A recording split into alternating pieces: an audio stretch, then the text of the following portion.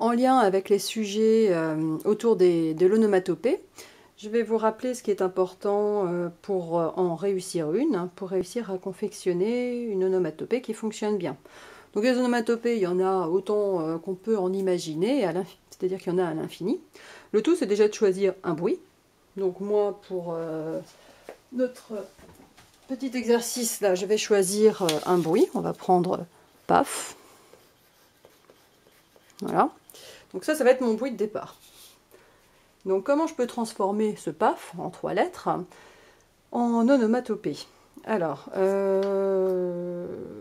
j'ai imaginé, moi, un paf, comme quelqu'un qui se prendrait, par exemple, une porte. Il n'a pas vu que la porte était fermée ou que la porte était en train de se refermer. Bref, quelqu'un qui se prend une porte. Donc moi, j'imagine ce paf qui fait mal. Donc on doit ressentir effectivement déjà le bruit qui est fort et puis la douleur aussi. Donc je vais commencer par travailler mes caractères typographiques, donc c'est les caractères écrits. Et au lieu de reprendre mon écriture là qui est vraiment classique, je vais déjà travailler la dimension de mes lettres.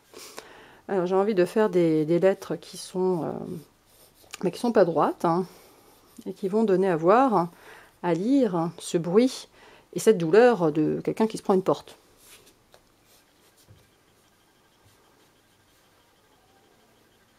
Voilà, je cherche comment écrire mes caractères.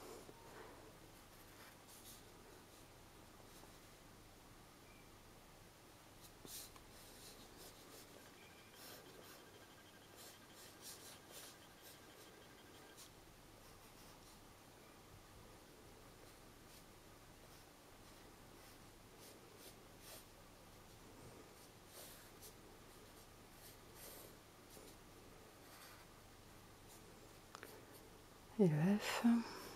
Donc là, je l'ai fait un petit peu se percuter, comme la personne qui percute la porte.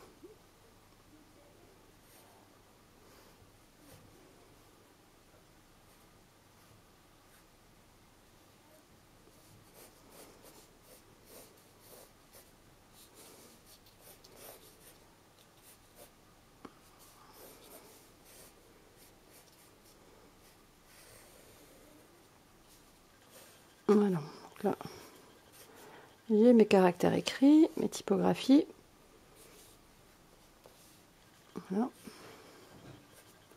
Là, j'ai mes lettres. Alors, mes lettres, je vais maintenant les mettre en couleur. J'ai essayé de travailler cette onomatopée en couleur. Donc, je vais utiliser des couleurs vives, le jaune notamment, pour remplir les lettres. Je vais également faire un contour de mes lettres pour leur donner plus de présence. Et ensuite, je vais rajouter quelques graphismes.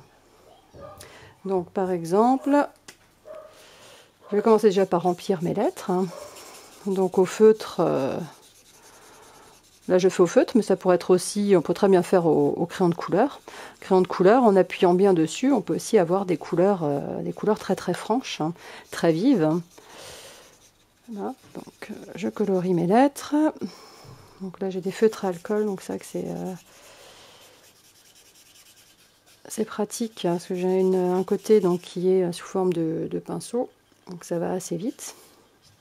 Seule chose, faites attention si vous utilisez des feutres à alcool, ce qui est mon cas ici, c'est que comme ils ont une encre très forte, ça traverse le papier. Donc là par exemple j'ai pris un papier brouillon, donc qui est imprimé de l'autre côté, c'est pour ça qu'on voit apparaître les impressions qu'il y a sur le recto de la feuille, parce que je travaille sur le verso.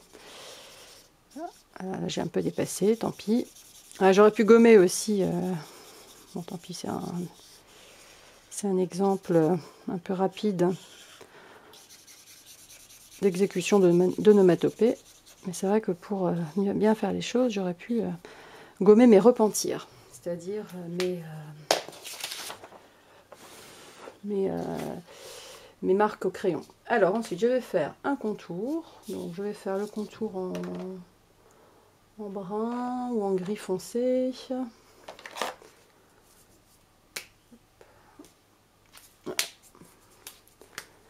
Voilà, donc là, je repasse sur mes lettres.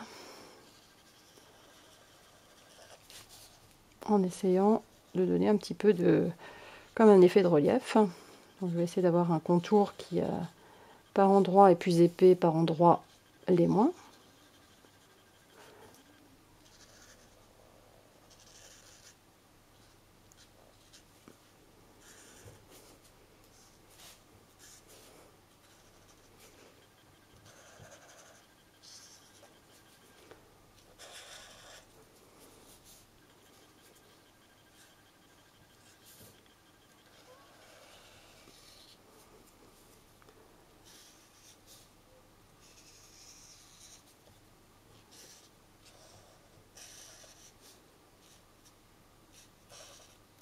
Alors, vous pouvez aussi regarder dans des bandes dessinées pour trouver des idées, de l'inspiration. Parce que c'est principalement dans la bande dessinée qu'on trouve des onomatopées. Voilà pour mes caractères. Après, je pourrais rajouter, pourquoi pas, des petits dessins aussi à l'intérieur. Et maintenant, je vais rajouter, cette fois-ci, je vais plutôt faire au crayon de couleur des graphismes. Comme là, j'ai travaillé au feutre, les lettres sont très très présentes. Maintenant, je vais rajouter un petit peu au crayon de couleur des graphismes pour accentuer le bruit. Donc là, je rajoute des sortes de triangles rouges pour donner un peu cette indication de choc, de douleur. Voilà. Vous voyez, avec un crayon de couleur, on peut aussi obtenir des couleurs très présentes, très denses.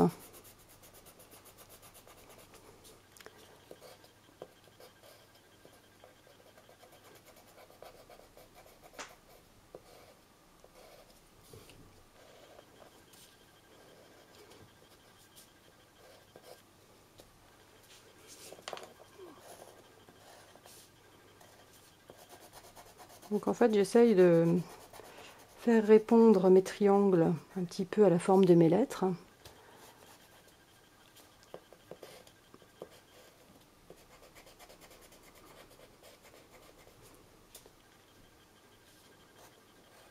Puis varier aussi un peu les tailles, pas forcément faire que des grandes formes, ça peut être aussi des petites.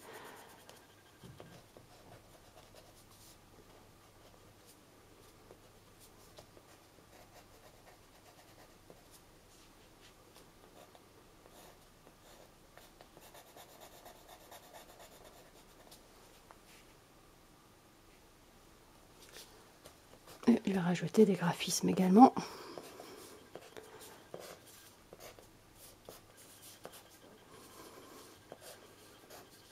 Pour donner une impression vraiment de un peu d'explosion.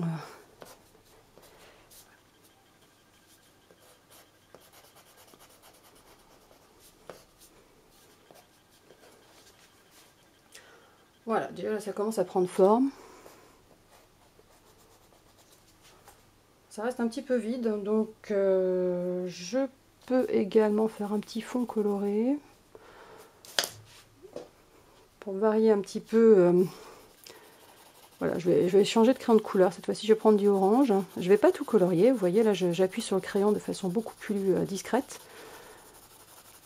Je vais garder donc mes éclats en rouge très présents, et puis je vais travailler avec un fond au crayon de couleur plus léger. Un petit peu dégradé. Pour enlever un petit peu le blanc du papier, mais en même temps laisser bien visible les autres éléments que j'ai ajoutés, puisque là où je veux qu'on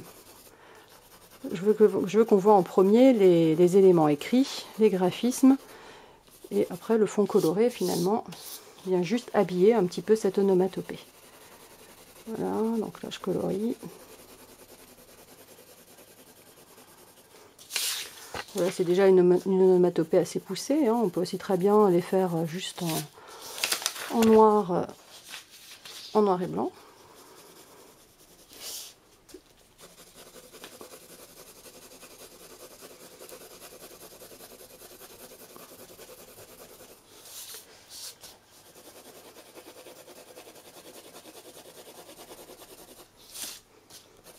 Alors là, j'ai pas rajouté de bulle autour.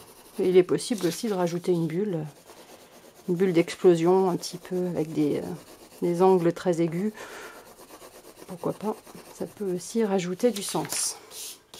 Peut-être colorier un petit peu au milieu en faisant un petit peu un dégradé, voilà, plus clair. Et voilà.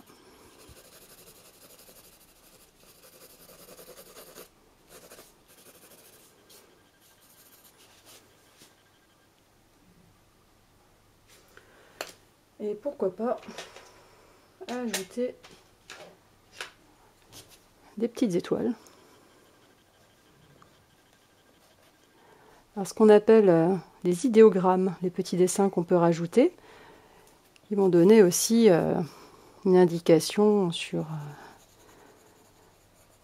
le bruit.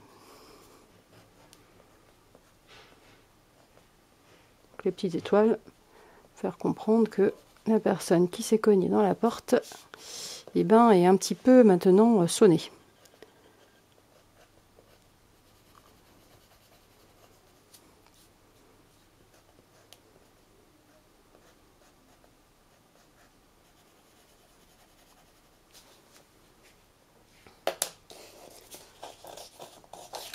Voilà.